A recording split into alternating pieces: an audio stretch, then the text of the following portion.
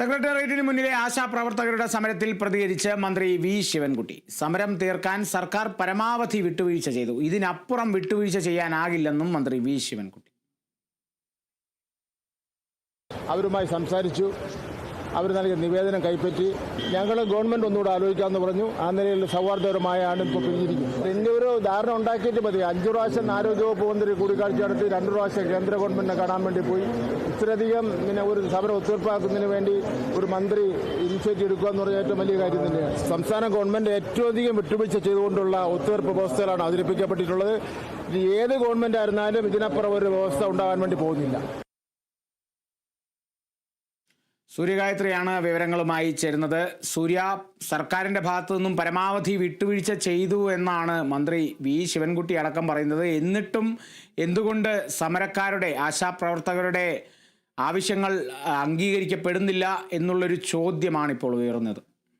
വർദ്ധിപ്പിക്കണമെന്നുള്ളതാണ് ആഗ്രഹം. അതായത് കാളിദാസ്, തൊഴിൽ മന്ത്രിയുമായിട്ടും ആശാ സമര സമിതി നടത്തിയ ചർച്ചയും ഒരു ഒത്തുതീർപ്പിലേക്ക് എത്തിയിട്ടില്ല എന്നുള്ള സൂചനകൾ തന്നെയാണ് മന്ത്രിയുടെ പ്രതികരണങ്ങളിൽ നിന്നും നമുക്ക് ലഭിക്കുന്നത് എന്നുള്ളതാണ്. അതായത് ഒരു കമ്മിറ്റി രൂപീകരിക്കുകയും 3 മാസത്തിനുള്ളിൽ ആ കമ്മിറ്റി ആശാപ്രവർത്തകരുടെ പ്രശ്നങ്ങൾ പഠിച്ച പഠന റിപ്പോർട്ട് സമർപ്പിക്കുകയും ചെയ്യും. പിന്നീട് ആ റിപ്പോർട്ടിന്റെ അടിസ്ഥാനത്തിൽ ഒരു തീരുമാനം കൈക്കൊള്ളാം. ഓണറേറിയത്തിൽ ഉൾപ്പെടെ തീരുമാനമെടുക്കാൻ ആ റിപ്പോർട്ട് ലഭിക്കണം എന്നുള്ള നിർദ്ദേശമാണ് ആരോഗ്യവകുപ്പ് മന്ത്രി 3ാമത് നടത്തിയ ചർച്ചയിൽ ഉയർന്നു വന്നിട്ടുണ്ടായിരുന്നത്. ആ 3 മാസം എന്നുള്ള കാലാവധി 1 മാസമായിട്ട് ചുരുക്കാം എന്നുള്ള ഒരു നിർദ്ദേശമാണ് തൊഴിൽ മന്ത്രിയുമായിട്ട് നടത്തിയ ചർച്ചയിൽ മന്ത്രി മുന്നോട്ട് വെച്ചിട്ടുണ്ടായിരുന്നത്. പക്ഷേ അത് ആലോചിച്ച് വന്നതിന് ശേഷം ഞങ്ങളൊരു തീരുമാനം പറയാമെന്നുള്ളതാണ് ആശാ സമര സമിതി തൊഴിൽ മന്ത്രി അറിയിച്ചിട്ടുണ്ടായിരുന്നത്. പക്ഷെ നിലവിൽ ആശാ വർക്കേഴ്സ് എടുത്തിരിക്കുന്ന തീരുമാനം അത്തരത്തിൽ ഒരു റിപ്പോർട്ട് തയ്യാറാക്കുന്നത് വരെ തങ്ങൾക്ക് കാത്തിരിക്കാൻ കഴിയില്ല.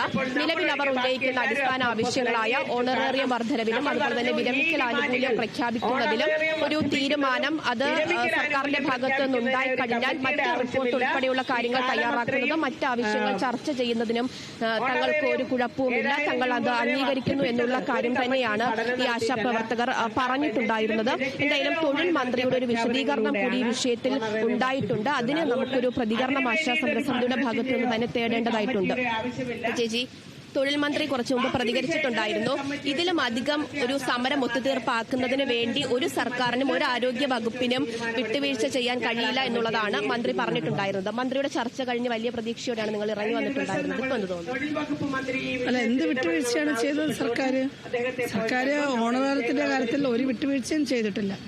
ഓണറേറിയ ഒരു ചെറിയൊരു വർധനവാണ് നമ്മൾ അടിയന്തരമായിട്ട് ആവശ്യപ്പെട്ടത്.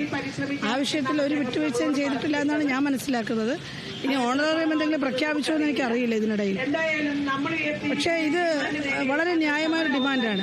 ഗവൺമെന്റ് വിട്ടുവീഴ്ച തന്നത് 3 മാസം കൊണ്ടുള്ള കമ്മിറ്റിയുടെ റിപ്പോർട്ട് 1 മാസത്തിനുള്ളിൽ സമർപ്പിക്കാമെന്ന് പറഞ്ഞു. നല്ല കാര്യം. പക്ഷെ ഞങ്ങൾ പറഞ്ഞിട്ടുണ്ട് ഓണറേറിയത്തിന്റെ ഒരു കൃത്യമായൊരു വർധനവില്ലാതെ ഈ സമരം അവസാനിപ്പിക്കില്ല എന്ന് പറഞ്ഞിട്ടുണ്ട്. അപ്പൊ അത് തീർച്ചയായിട്ടും സർക്കാർ പരിഗണിക്കും. രൂപീകരിക്കുന്ന കാര്യത്തിലായാലും ഓണറേറിയത്തിൽ ഒരു തീരുമാനം ഉണ്ടായാലേ അതുമായിട്ട് നിങ്ങൾ അംഗീകരിക്കുന്നുള്ളൂ, റിപ്പോർട്ടിനെ അംഗീകരിക്കും. തീർച്ചയായും അത്രയേ ഉള്ളൂ. കാരണം ഈ ഓണറേറിയം 1000 നിന്ന് 7000 രൂപയായിട്ട് വർദ്ധിപ്പിച്ചത് ഒരു കമ്മിറ്റിയുടെ തീരുമാനപ്രകാരം. അത് കേരളത്തിൽ മാത്രമല്ല ഇന്ത്യയിൽ ഒരിടത്തും അങ്ങനെയല്ല അത് ചെയ്യുന്നത്. കൂലി കൂട്ടണമെന്ന് പറയുമ്പോൾ അതിനകത്ത് എന്ത് കമ്മിറ്റിയാണ് വേണ്ടത്? 233 രൂപയ്ക്ക് ജീവിക്കാൻ പറ്റുന്നത് എല്ലാവർക്കും അറിയാം. അപ്പൊ പിന്നെ അത് വർദ്ധിപ്പിച്ചാൽ പോരെ? ഞങ്ങളിപ്പോ 3000 രൂപയാണ് ഇപ്പോൾ അടിയന്തരമായി ചോദിച്ചിരിക്കുന്നത്. അപ്പോഴും 333 രൂപയാകുള്ളൂ, അതിനപ്പുറത്തേക്ക് ആകില്ല. ഒരു ദിവസം സ്ത്രീകൾ പണിയെടുക്കുമ്പോൾ 333 രൂപ പോലും ചോദിച്ചിട്ട് അടിയന്തരമായി ചെയ്യുന്നില്ല എന്നൊരു വലിയൊരു പ്രശ്നം കൂടെ അവിടെ മുന്നിൽ നിൽക്കുകയാണ്.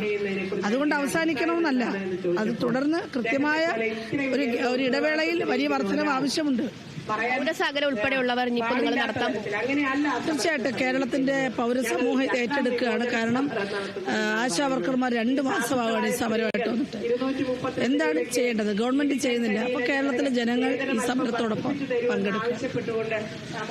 അതുതന്നെയാണ് ആശാ പ്രവർത്തകർ വ്യക്തമാക്കുന്നത്. അതായത് സർക്കാർ മുന്നോട്ട് വെക്കുന്ന ഈ ആശമാരുടെ പ്രശ്നങ്ങൾ പഠിച്ച് ഒരു റിപ്പോർട്ട് സമർപ്പിക്കാം, അത് അവർ അംഗീകരിക്കുന്നുണ്ട്.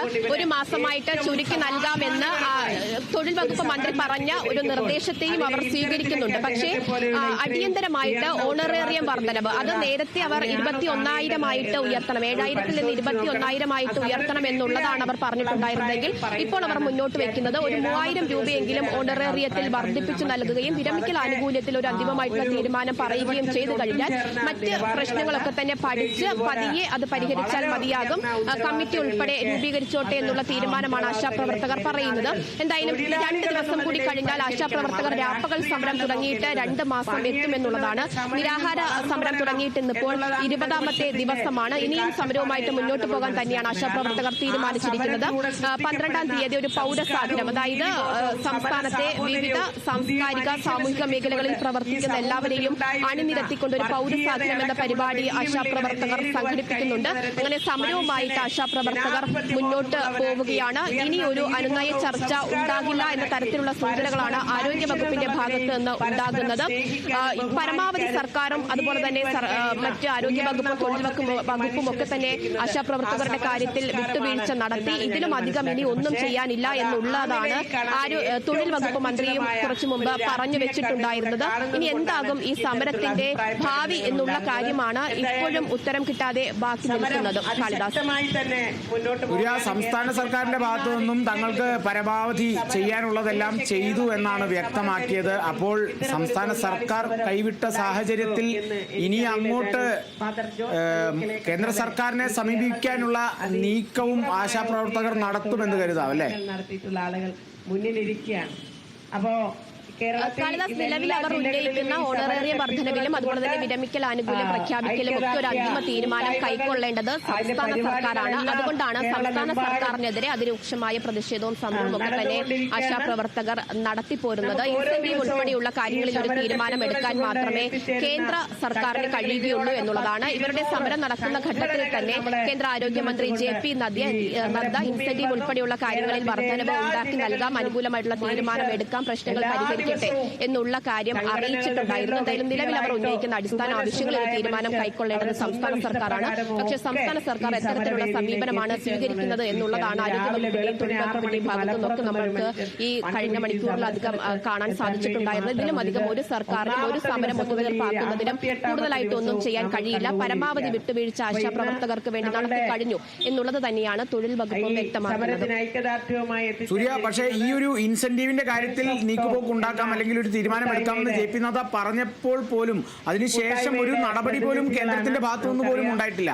ഇനിയിപ്പോൾ സംസ്ഥാന സർക്കാർ പരിഗണിക്കുന്നില്ല, അല്ലെങ്കിൽ സംസ്ഥാന സർക്കാർ പരമാവധി ചെയ്ത് കഴിഞ്ഞു പറഞ്ഞ ഒരു സാഹചര്യത്തിൽ കേന്ദ്ര സർക്കാർ അതിനുവേണ്ട നടപടികൾ കൂടി സ്വീകരിക്കേണ്ടതല്ലേ? അത് കേന്ദ്ര സർക്കാരിന്റെ ബാധ്യത കൂടിയല്ലേ? തൊഴിലാളി സമര ചരിത്രത്തിൽ തീർച്ചയായിട്ടും ആശാപ്രവർത്തകർ നിലവിൽ ഉന്നയിക്കുന്ന അവരുടെ എല്ലാ പ്രശ്നങ്ങൾക്കും ഒരു പരിഹാരം ഉണ്ടാകണമെങ്കിൽ കേന്ദ്ര സംസ്ഥാന സർക്കാരുകൾ കൈകോർത്ത ചർച്ച, അവരുടെ പ്രശ്നങ്ങൾ ചർച്ച ചെയ്യുകയും അതിനൊരു പരിഹാരം ഒരുമിച്ച് നിന്ന് കണ്ടുപിടിക്കുകയും ചെയ്യണം എന്നുള്ളത് തന്നെയാണ് ഏറ്റവും പ്രധാനപ്പെട്ട കാര്യം.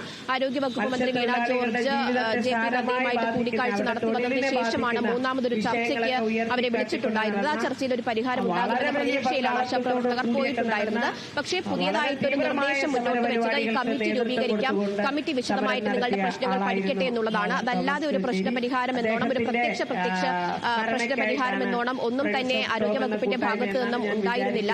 തൊഴിൽ വകുപ്പ് മന്ത്രിയുമായിട്ടും കൂടിക്കാഴ്ച നടത്തിയതിനു ശേഷം വലിയ പ്രതീക്ഷയോടെ തന്നെയാണ് ആശാസമര സമിതി പുറത്തേക്ക് ഇറങ്ങി വന്നിട്ടുണ്ടായിരുന്നത്. പക്ഷേ തൊഴിൽ വകുപ്പ് മന്ത്രിയുടെയും പ്രതികരണം എന്താണ് എന്നുള്ളത് നമ്മൾ കേട്ടിട്ടുണ്ടായിരുന്നതാണ്. ആരോഗ്യവകുപ്പിന്റെ ഭാഗത്ത് നിന്ന് ഇനി ഒരു ചർച്ചയ്ക്ക് ആശാപ്രവർത്തകരെ വിളിക്കുമോ എന്ന കാര്യത്തിൽ ഇതുവരെയും ഒരു വ്യക്തത വന്നിട്ടില്ല. തൊഴിൽ വകുപ്പ് മന്ത്രി എന്തായാലും പറഞ്ഞു കഴിഞ്ഞു, പരമാവധി അവർക്ക് വേണ്ടിയുള്ളതെല്ലാം തന്നെ സർക്കാർ ചെയ്തു കഴിഞ്ഞു, ആരോഗ്യവകുപ്പ് ചെയ്തു കഴിഞ്ഞു. മറ്റൊരു സർക്കാരും ചെയ്യാത്ത അത്രയും വിട്ടുവീഴ്ചയാണ് ആശാപ്രവർത്തകർക്ക് വേണ്ടി ഈ സർക്കാർ നടത്തിക്കഴിഞ്ഞത്. ആരോഗ്യവകുപ്പ് മന്ത്രി തന്നെ നേരിട്ട് 3 ചർച്ച തന്നെ വിളിച്ചു ചേർത്തിട്ടുണ്ടായിരുന്നു. ഇനി ഒരു വിട്ടുവീഴ്ച അത് സർക്കാരിന്റെ ഭാഗത്തു നിന്നും ഉണ്ടാകില്ല എന്നത് കൂടിയാണ് തൊഴിൽ വകുപ്പ് മന്ത്രിയുടെ പ്രതികരണത്തിൽ നിന്ന് നമുക്ക് മനസ്സിലാക്കാൻ സാധിക്കുന്നത്. എന്തായാലും സമരവുമായിട്ട് മുന്നോട്ട് പോകാൻ തന്നെയാണ് ആശാപ്രവർത്തകരുടെ തീരുമാനം.